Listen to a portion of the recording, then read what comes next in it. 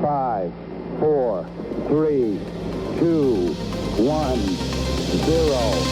Liftoff. We have a liftoff.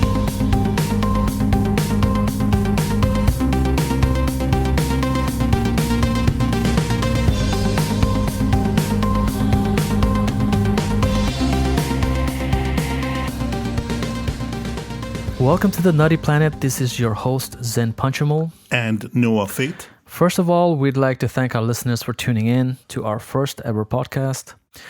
Just to give a brief background about us, Noah and I immigrated to the U.S. about 20 years ago. We both have lived and grown up in different parts of the world and come from a pretty diverse background. So with that said, a lot of what we discuss on our podcast will be our opinions based on our experiences from overseas and living in the U.S. We'll be covering a wide range of topics, including current events and other subject matters that are of interest to us, which we hope will educate and entertain our listeners at the same time. So we will dive right into the first episode, which will be about the current pandemic, the coronavirus. So let's just get right into the meat of this topic. In terms of the current state of affairs with the coronavirus in the U.S. and California, where we are located, things are looking pretty messy. Sure. Exactly. It's just been. I guess we all agree it's been a crappy year overall. But with the whole opening up. Well, they call it the gradual opening, but to me, it just seems like if you look outside your window, everything's almost opened up already. There's so many people around. It's just kind of crazy because officially in the beginning, they had at least some sort of a plan, right? I mean, it was kind of like, okay, let's wait 14 days. You should have at least 14 days of some sort of a decrease or decline in infection rate, and this goes for all states, not just California, right? Right. So they were saying, okay, let's just wait for a little bit of a decline, give 14 days. And if you see a trend, then you can slowly open up, starting with, certain businesses where, you don't require that much interaction, and then slowly opening up to restaurants and hair salons and so on. So that was the original plan, right? Right. And what we see right now is, and it's not even right now, it started a couple of weeks ago, but basically everybody just said, screw it, right? Everybody just said, we don't care anymore. We don't want to be locked up.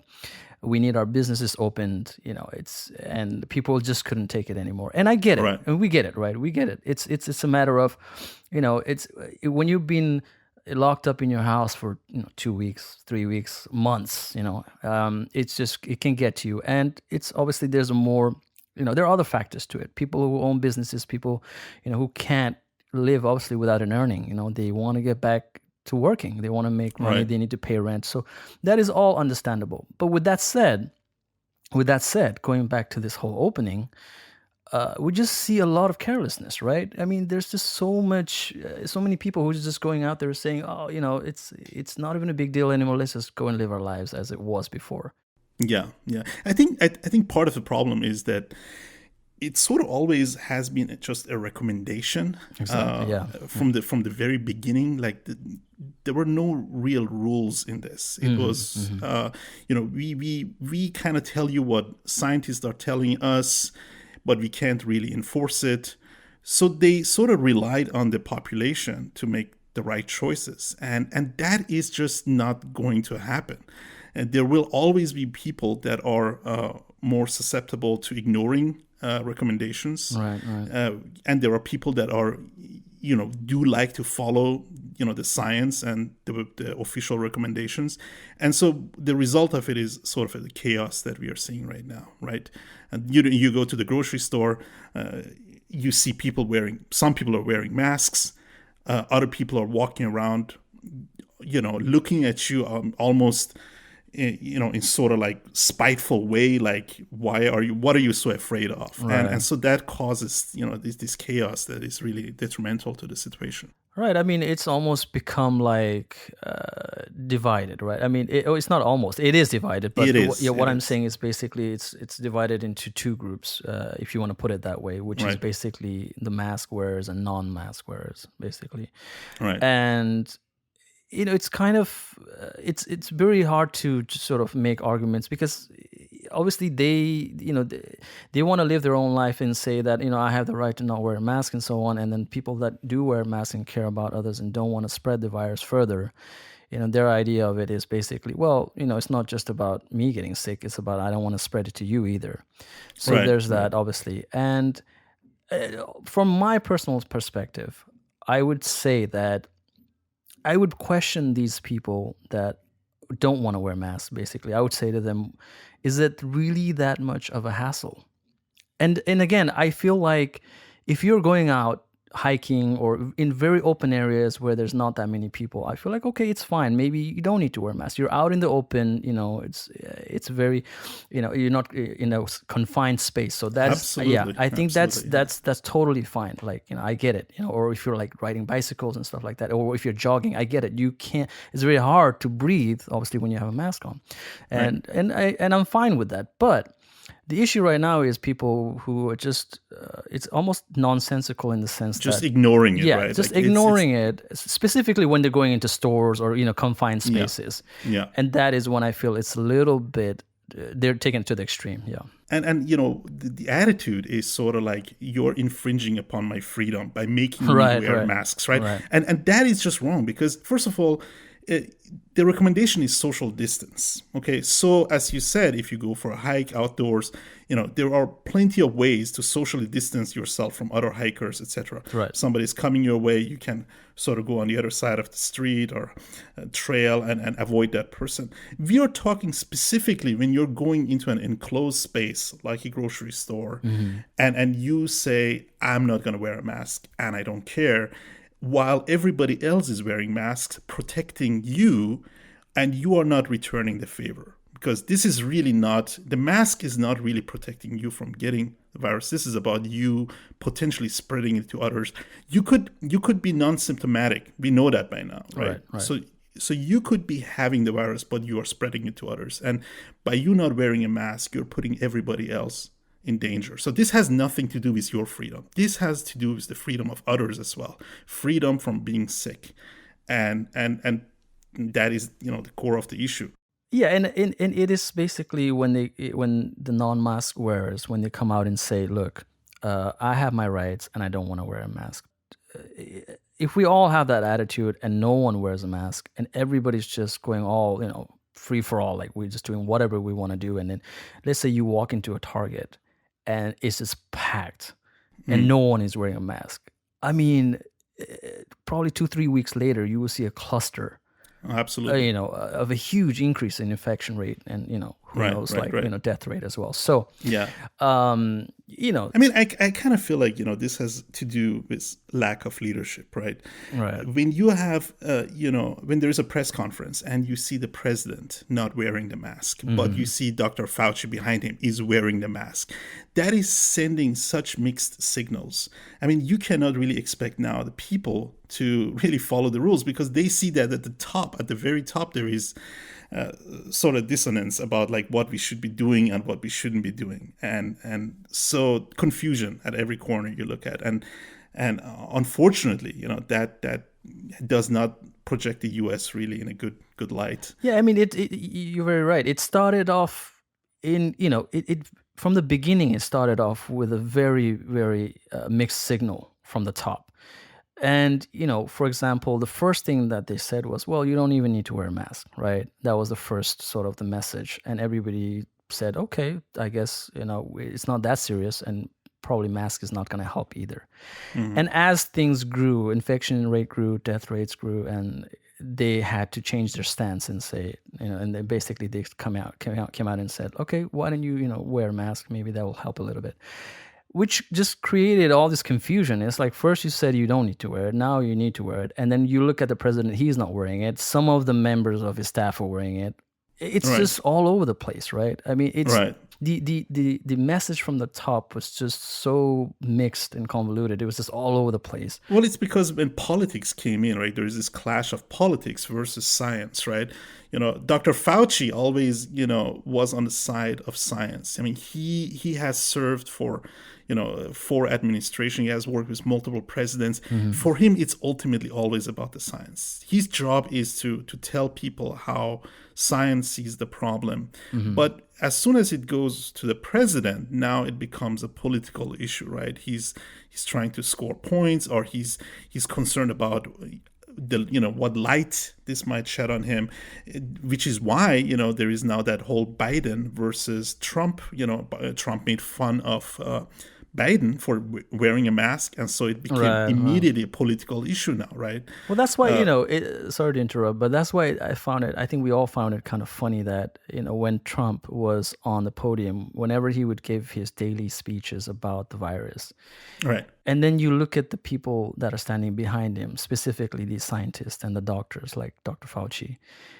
I mean, you could tell there was some, I don't know how to put it, like some sort of a disagreement, but obviously Dr. Fauci is not going to just come out and say, the president is completely wrong. He's not going to do that, obviously. Right. So right. You could tell there was some sort of a rift, let's say, you know what I mean? Right. So I think that looked pretty clear to me, I think to us. I don't know how other people viewed it. Again, it's just, there was just so much discord and so much miscommunication and just a whole bunch of weird, like, mixed messages coming out from the top. Yeah, and this started really early. Very early in as the pandemic began to spread. This lack of leadership really showed, right? It started let's say in the U.S. The early warnings from the government came in February, right? And those were like the very early days where I think we had 15 people in total that were infected. Across different states, and obviously by that time China had already declared a state of emergency in their country. WHO. Yeah, I believe Wuhan was already in full lockdown. Yeah, Wuhan was full lockdown, exactly. WHO said this is they hadn't announced it as a pandemic at that time, I believe, but it was obviously a very serious matter internationally already. But for some reason, I guess because there was only 15 infected from what they could tell. I think these were the people that actually were more sick, and they had admitted themselves into the hospitals. Obviously, we didn't know about the asymptomatic people. Who knew how many people were already infected in February, right? So as early as that, and going back to leadership and how late. Let's put it that way, how late the government reacted to this pandemic. I can go back to my personal experience as early as January, February, to when I was in China. And Noah, you know about this. Right. I was in China for business and personal reasons. And it just so happened that I was there during that specific time. And I believe I went to China right before Chinese New Year. Mm-hmm. And I was there already, but luckily I was in the northern part of China, but I was in China already, and things were escalating, obviously. As the days went on, the weeks went on, things were escalating, and Wuhan was already in lockdown, and everything was getting very serious. So at that time, was it like in China, did they tell all citizens in China that there is this problem in Wuhan, and they were asking people to put on masks? Or how was the communication really happening in China? Right. So in China, where I was, basically news is trickling in. News is trickling from obviously Wuhan being the epicenter of everything. When you turn on the news, you could tell it was very serious there. Everything was locked down, and we knew about Wuhan, but because China is so big, obviously, right? We were slowly getting information from different parts of China, and obviously where I was in the northern part of China, slowly people, and again we have to understand this was right around the time of Lunar New Year, Chinese New Year. Mm-hmm. And people were traveling. A lot of people were traveling, and they were more focused on spending time with their families and just having a great time. People were getting about a week or 2 weeks off. That's usually how much time they get off for Chinese New Year.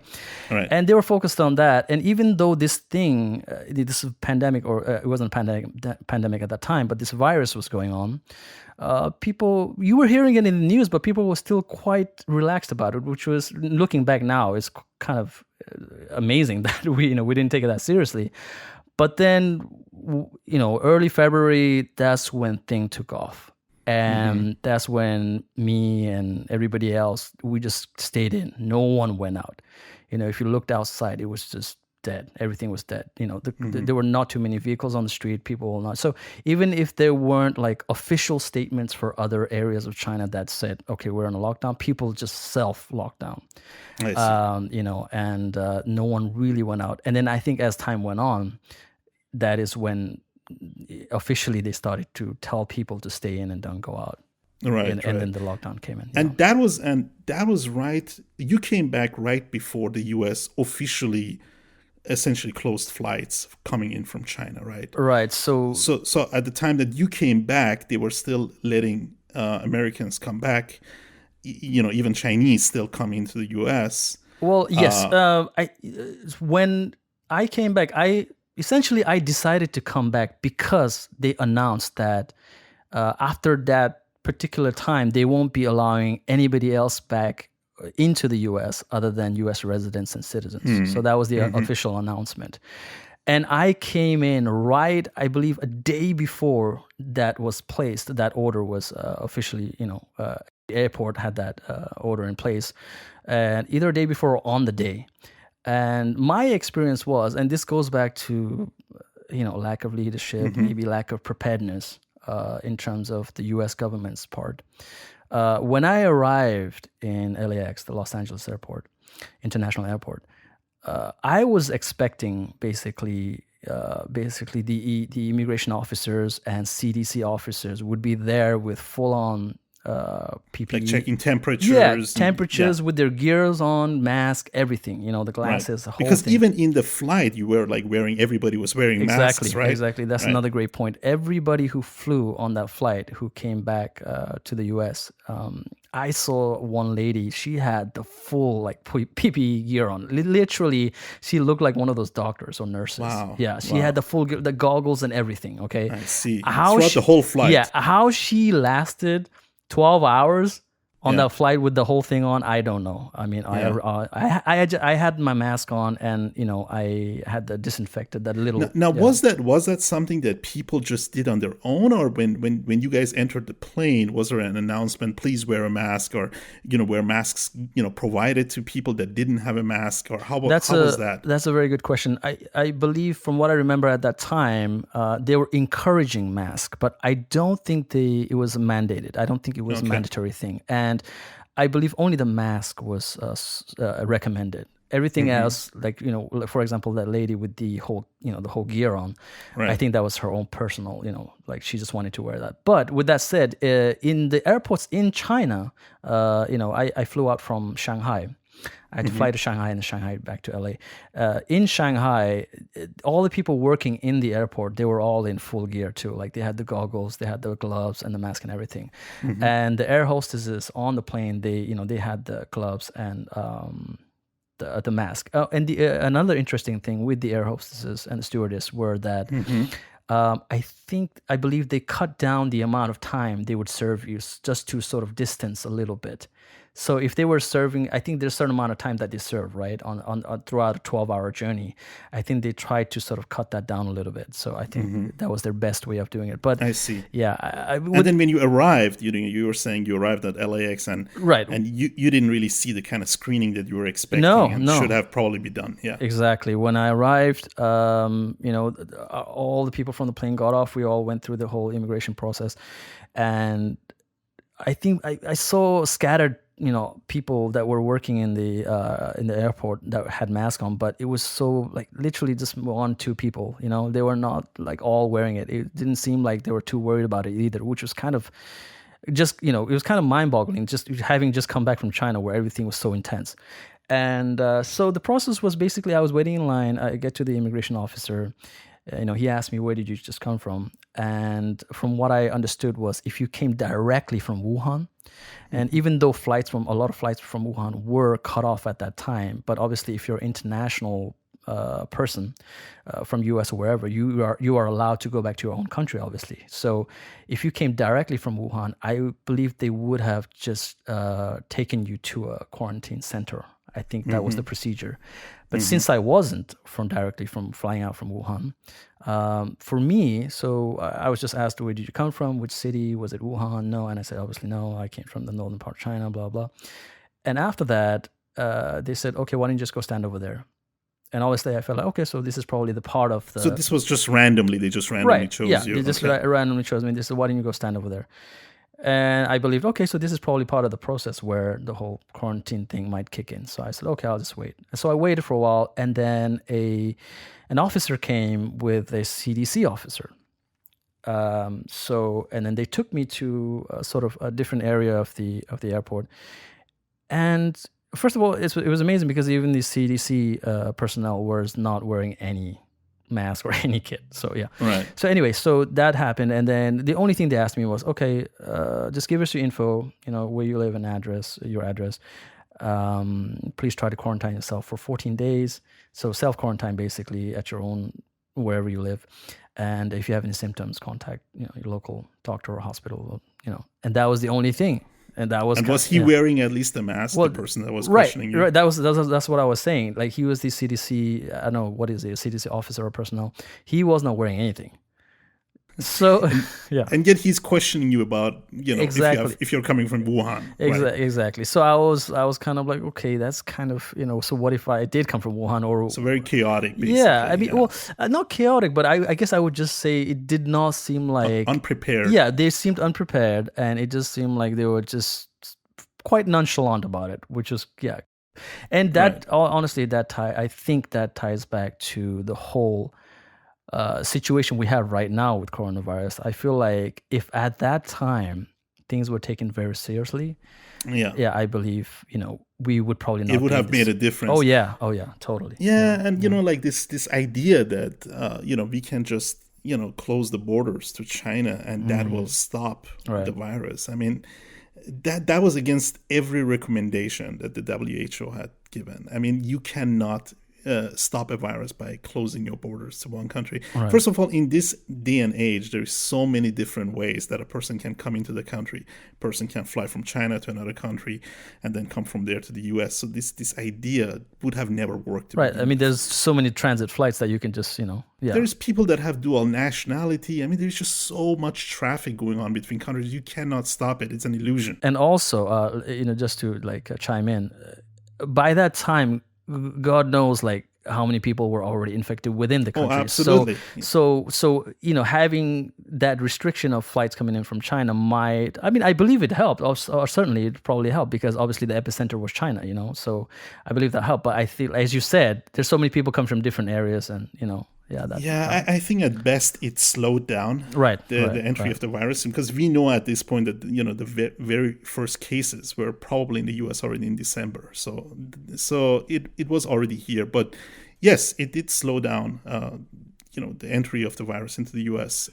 However, we wasted that time clearly, and this is where I sort of want to talk a little bit about the US versus the international response to this virus, right?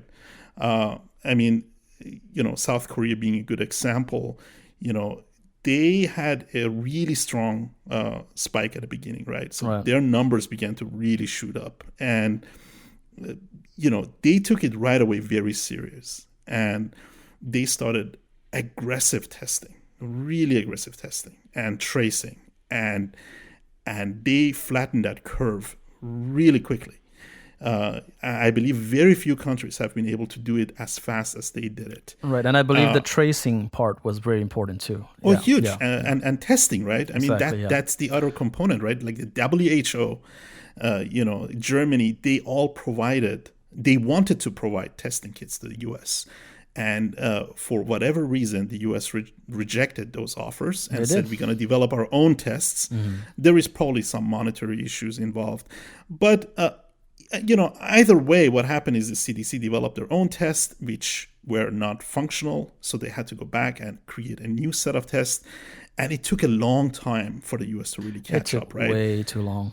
I mean, by then, South Korea was testing, millions. And we couldn't even test 1,000 people. I mean, it was really, really bad. And going back to the whole international response, right?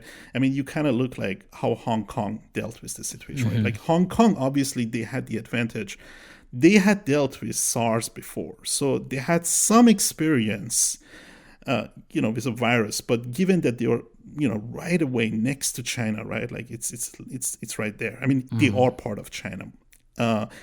But they responded really well to this situation. They sure did. And it's there are a couple of examples of that. Obviously, Hong Kong being one, and Taiwan being the other. And Taiwan is definitely on the top in terms of how absolutely. handling the virus. And they, I believe, they didn't even have a first wave. They didn't have to close anything down because of how fast they reacted and how they implemented, certain procedures and certain restrictions and so on.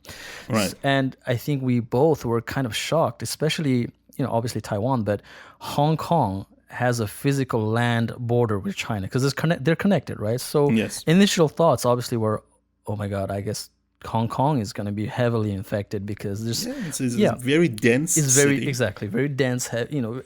Basically just people going in and out of China and Hong Kong is on a daily basis is thousands. Basically, it's a lot of people. So, but months after the initial spike in China and obviously around the world, when we looked at Hong Kong, it was just, the daily and the weekly rates of infections were probably in the tens, not even in the hundreds. Right. So, and then when we look at that and compare to our numbers, it's just kind of mind-boggling. And some of it goes back to that mask culture that we talked about. That is very true, yeah.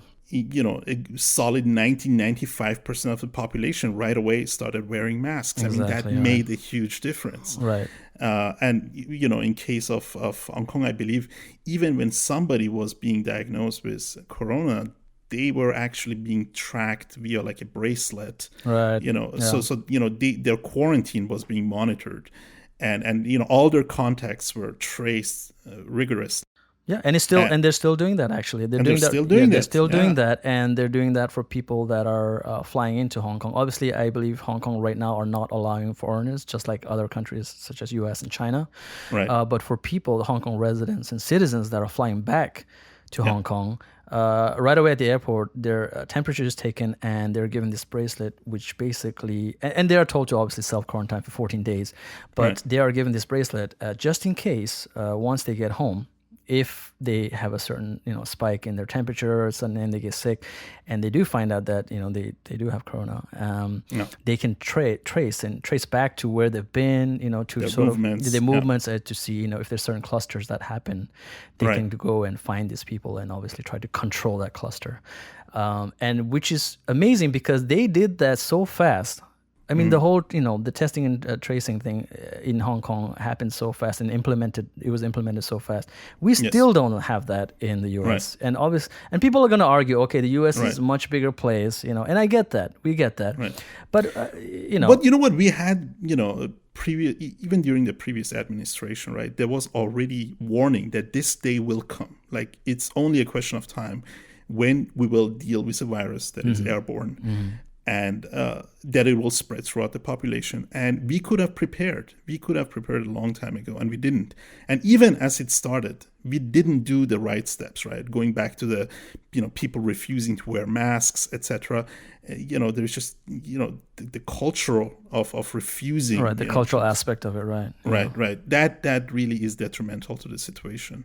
Yeah, it's kind of, and again, there are so many things we can learn from the international community, which we did not. I mean, I believe we failed to take that in and learn from those experiences, and that is why we're in this current situation. And obviously, yes, we don't have the mass culture, and the U.S. is a lot bigger than Taiwan or Hong Kong per se. But again, Hong Kong is right next to China, and is even more densely populated.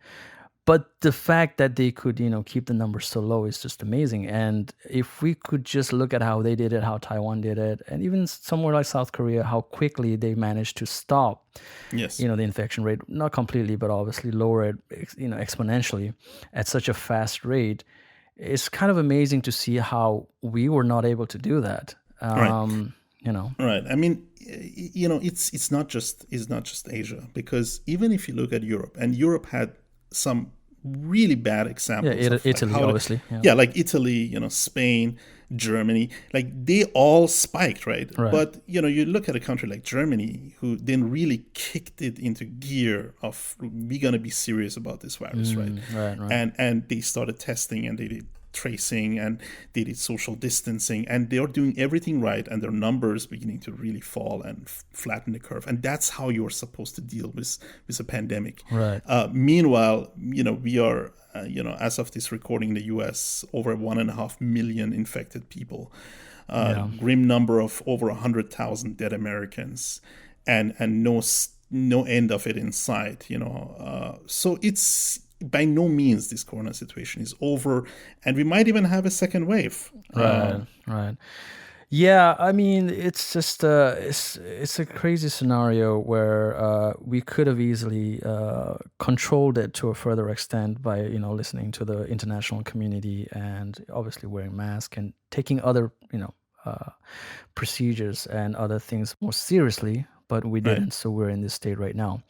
But before we talk about the potential of a second wave, I wanted to talk about, this is kind of a lighter topic in terms of the international community and how looking at these side, I guess you can call it a side or unusual effects of the coronavirus, which do tell. Yeah, because I was researching about a lot of things internationally and locally, domestically in the U.S. And one of the things I think you and me both can attest to is that we believe that there would be some kind of a baby boom, right? That was kind of that was one of the things we were kind of thinking about. Okay, many couples are locked up in their house together. People are not going to work, obviously, and that was one of the things. Corona babies, yes. Corona babies, and I think that was an actual thing. Maybe people were talking about that, but when I looked into it, obviously, I mean, it takes 9 months for a baby to come out, so we don't have the numbers right now. So I mean, we're probably 3-4 months into the whole pandemic in the U.S. anyway. So we don't have those numbers right now. But it was interesting to sort of look that up, and honestly, what I found was a lot of doctors are saying that is probably not going to happen, which is kind of, I was like, interesting, because, as we said, we thought that would be something, couples being locked in. But what they're saying is basically that's probably not going to happen because of the fact that probably a lot of people are losing their jobs, they're financially insecure. Oh, yeah, absolutely. And obviously, it's obviously logically thinking is not a very good idea to bring a newborn into this sort of chaotic world. So that is the sort of logic that the doctors are, I mean, 20 million unemployed people. I don't believe that. I think it's more than that, right? I think that's. Or it's even more by now. I think it's 30 million or something like that. But I don't think their first thought is like, I want to add to my financial pressures by having babies. Exactly. I mean, I'm sure there was a lot of action, a lot of couples getting into it and doing their thing behind closed doors. But I'm sure people in the back of their minds, obviously, they were stressed about the virus, and obviously. But what might, however, happen is that we're going to have a wave of divorces when this is over. Yes, exactly. And that is another thing that came up when I was sort of looking into all this, was that, and again, right now in the US, we're still too early to tell. But if you look at China, basically what they've reported is that there has been a spike in divorce rates because couples were cooped up, in their houses together for such a long time. Especially in China, it was mandatory. It wasn't even, there was no choice. You could not go out and just, get a breath of fresh air and try to relax and, and then get back to, going back to your home. They did not have that. So when I looked at, they did not have, unfortunately, I couldn't find any official numbers. But basically what I did find was reportings from divorce lawyers and, these agencies that deal with divorces. One particular divorce agency in Shanghai said they saw in March is when the lockdown sort of eased in China. And at that time, this particular agency said they saw a spike of 25% in cases for, from their experience and what they used to get. And obviously it was really bad timing for China too, because it was, again, you have to remember, the lockdown happened during Chinese New Year. Right. So one thing you got to understand is during Chinese New Year, a lot of couples, they go to their in-laws. So, Right. so I either go to an example. So some people were stuck with their in-laws. Exactly, right. Yeah, And that is, it sounds funny for us, obviously, because we're not in their shoes. But Right. imagine being stuck with your in-laws for 2 months and you can't go Yeah. anywhere. Can't take it all. Exactly. For sure. So, and I believe that's probably what happened. And I see. clearly, there's a spike see. from what they're reporting. But in the U.S., they are saying that is what they're expecting. That is, I think probably a couple of months down the line, when everything has fully eased and you can go back to a slightly normal life, they're expecting a lot of couples to basically file for divorces. And, I see. Well, it's unfortunate. Yeah. It is very unfortunate, but it is an unusual side of the side effect of the virus. But anyway, with that said, I think we should go into the sort of the future of let's talk about what happens when hopefully one day this is all over. Exactly. Well, I mean, right before that, I guess everybody's talking about, is there going to be a second wave? You know what I mean? Right. What will be the effects of the second wave? When will we have the second wave? Sort of, these kind of questions are in the back of everybody's minds, I think. And I think, from what I looked into, obviously because it's such a fluid situation where different information is coming out every day, even the scientists and doctors, they have different models for everything, as we've seen with the virus. Right. There's so many different models, we don't know which one to even follow at this point. But with these restrictions easing, and a lot of people going out, a lot of people refusing to wear a mask, and just with everything that's going on, I believe the chances of a second wave are quite high. Yeah, and if you look back at the Spanish flu, it really the first wave didn't really kill as many. It was really the second wave way later that came back, right, and it really killed millions and millions of people. Exactly. So there is definitely a clear and present danger regarding coronavirus and a second wave. Even so, I feel like we are by no means out of the wood regarding first wave. So we are still dealing with it, but it can get a whole lot worse. Right. Because we haven't even passed the first wave, in my mind. I mean, like we see the slight decreases compared to the sudden spike that we had exponentially. But we haven't, I don't know, have we flattened the curve? It's flattening slowly, but we haven't gotten to the rate where it's, gone to a safe point. It hasn't decreased to a safe point where we can say, let's and definitely feel like we are opening a little bit too early. Right. So I think at the end of the day, if we got to look at if people will still follow these rules in terms of washing their hands, keeping the social distance, and wearing masks, and in terms of going to restaurants and public places, how will they operate? Will they operate on 50% capacity? Will they operate on 25% capacity? Obviously, I don't think any businesses or any service industry, they can never go back to 100%. Not until we have a vaccine. Obviously. Yeah. So with those things in mind, obviously it depends on how we follow those rules in terms of whether there'll be a second wave or not, and how serious the second wave will be. So right. And even if there is a vaccine available, unfortunately, there is a large enough group of people that will just refuse to get vaccinated, and you cannot. You're talking about the anti-vaxxers, right? Anti-vaxxers, right? So, and you cannot, eradicate a disease if there is a certain portion of the population refusing to get vaccinated. That is true. That is true. Sort of brings me back to what was it, about a year ago in New York? There was an outbreak. Was it the measles? Was it? Yes, the measles outbreak. Yeah. And it's sort of like we had eradicated measles in the U.S. Right. And why did it come back? Where did it come back? Well, it turns out there was a small Jewish community that for cultural, religious reasons, they were against vaccination, and so it popped out. Somebody brought it back from overseas, and it started spreading. So same situation can happen with corona very easily, right? So let's talk about despite that, once we have a vaccine, how will the future look like? Well, first of all, I don't think everything is going to go back to how it used to be. I think too much has changed for things to just go back to how they used to be.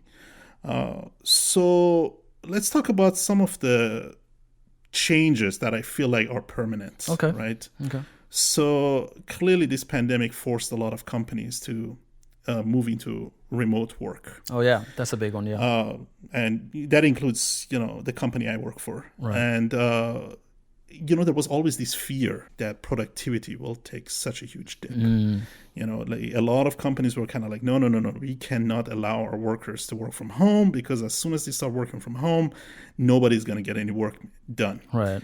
So what happened, these companies were now forced to let their employees work from home.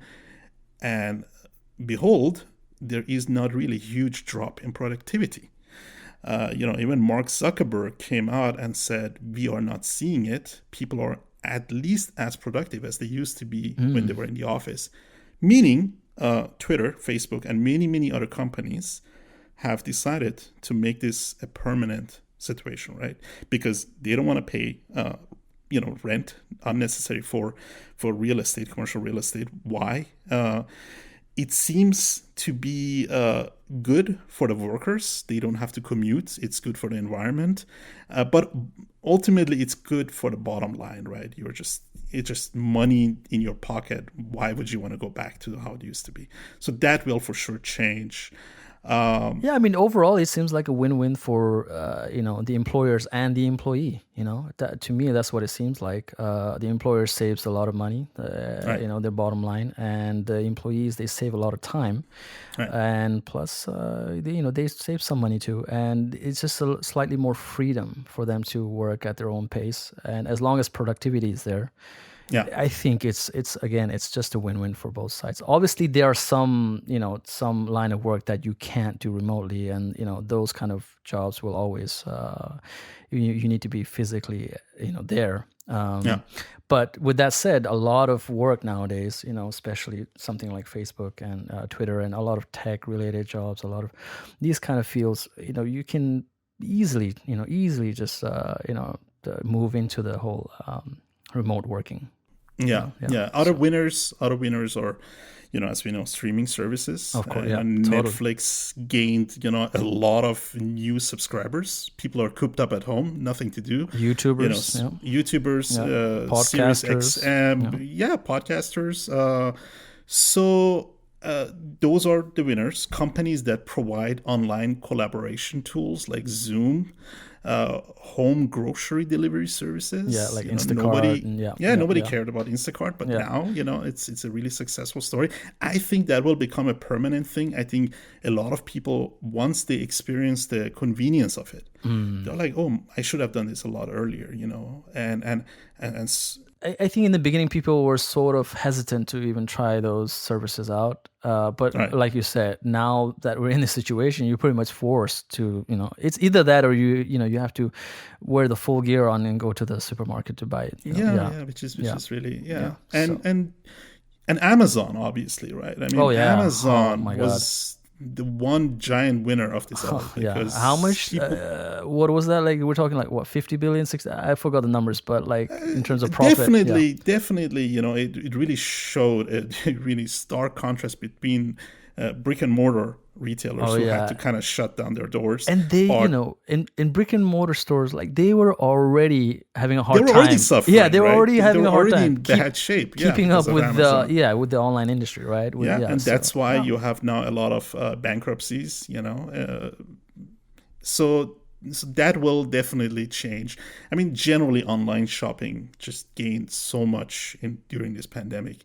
And that honestly probably is a trend that we'll see. Will just continue. That is a trend that will just keep going. I mean, like next thing there's going to be drone delivery. I mean, it will just get worse and worse. So I think that's just the future. Or let's talk about, I guess the losers a little bit more here. So hospitality industry as a whole, right? Service industry, hospitality industry. I mean, it's just, there's a whole line of industries and businesses that are just suffering big time. Like they got hammered. I don't feel like, cruise ships going to recover anytime soon. Nope. Airlines are going to have airlines time. for a long time. So basically, transportation in any type of transportation where public transportation, the nature of it is that you cannot distance yourself, right? I mean, there's just no way. It's traditionally until now you're just packed into this container, literally, like a metal tube on airplanes or cruise ships. So that industry is, if not dead right now, it is definitely heading that way with the virus situation, obviously. So, well, I mean, think about it. Like a big part of airline travel is business travel, right? Again, so a lot of companies realize, like, you know what, instead of sending our people all across the country or, across the globe, we can do a lot of online collaboration. We can do our meetings, online. And so it's not necessary to do all this traveling. It costs a lot of money. It's not safe for a while. So, they're going to definitely feel the heat. I don't know if they're going to raise the prices of the tickets or what the future looks like, but it's definitely not going to be how it used to be. It won't. It won't. Again, having vaccine is one thing, and that might help. I'm sure that will help. But again, people will be very wary of, just trying to avoid just really densely packed areas, obviously, because they don't want. They just don't want to have any chances of, getting any sort of virus or anything like that. So that is one thing, and obviously the service industry, something restaurants, hotels, and the travel industry. Oh my God, I think they have been hit so hard. As we can see right now, no one is traveling. No one is, and obviously that makes sense. You can't. I mean, a lot of countries are just closed. I mean, countries are closed. International travel is closed, so there is only domestic traveling. Exactly. And think about the hotel. Like, who is staying at those hotels? I mean, are they even open right now? I mean, how do you stay open? Yeah, I can imagine Las Vegas is struggling. Exactly. I mean, I don't know if you've seen I saw the ad. And that's how you can tell Las Vegas is struggling, because I saw an ad on YouTube. I have never ever seen a Las Vegas ad in my life, and I saw an ad of Las Vegas. Basically, it's saying, everybody's struggling, but we're here and ready for you guys when when everything's done and over. We're here for everybody. So, keep us in the back of your minds. That kind of an advertisement. And I was like, oh man, this is like really hitting them. Yeah. And obviously casinos. That is such a... You don't want to sit at a slot machine that was touched by 10,000 people before you. Yeah, slot machines. I mean, when you're at the table, you have the chips, you have the cards. You're touching everything. It's insane. Also, what I saw is that they are putting these plexiglasses now between the people between the poker table, right? Oh my God! And even well, I mean, that's what they're doing now when you pick up food from restaurants, right? Like when you go pick up food from restaurants, they've actually started, and even in the supermarkets, right? The cashiers they have plexiglass and so on, which I believe it does help. It's kind of like a barrier, just like a mask, I believe. For sure. But again, if you pack enough people in there, it won't really make a difference. So obviously, distancing is a huge part of it. So those are the losers, obviously, and there are plenty of other businesses that are losing out. Commercial real estate is going to be really hit hard. As a lot of businesses are not going to come back to their offices. So once they move to remote, and you mentioned cars earlier. So cars is a little bit of a double-edged sword, right? On the one side, a lot of people want to use their cars because public transport is probably not safe. On the other hand, a lot of people will stop using cars because they are now working from home. Right. So, it's going to be interesting to see how this plays out in the end. Exactly. And, by the end of all this, and when we come out of this whole virus and the pandemic, like you said, there will be such a drastic change in terms of our daily lives and how we just go about in terms of work and just how we live our lives, just going out to the supermarket and so on, and how we travel, how we go to restaurants. I mean, things that we took for granted, just even going out to a restaurant. Now we can't even do that. You know what I mean? Right, we can't even sit right next to someone. Somebody might check your temperature eventually before you can enter the restaurant. Exactly. So that is the current state of affairs with the virus and how it might affect us going into 2021 and even maybe 2022, depending on when we get the vaccine and so on. Yeah. So obviously, coronavirus is a huge subject. It's a sort of a fluid situation. By no means this story is over. However, for today, I believe we can wrap it up. I hope you guys enjoyed the first episode. If you enjoyed this episode and if you find the information interesting, please do share. We would appreciate that. Yep. Subscribe. Exactly. Please keep coming back to us, listening to us. We will have plenty of other topics, very, very diverse topics that we'll be talking about. Yeah, as a matter of fact, do you want to give them a preview of next episode? Right, and this is such a drastic change from coronavirus, but for our next episode, we will be talking about the one and only Elon Musk, and how, obviously, a little bit about who everybody knows who he is, but how he came to be, and just the current state of affairs with what he's been doing with Tesla, obviously with SpaceX, and maybe a little bit about his personal life as well. The controversies that we've been hearing. So he's a genius or supervillain, the good, the bad, and the ugly. We will be talking about it all. Exactly. So please, please come back, tune in, and we'll do our best to entertain you guys. So with that said, thank you for tuning in, and bye for now. Bye.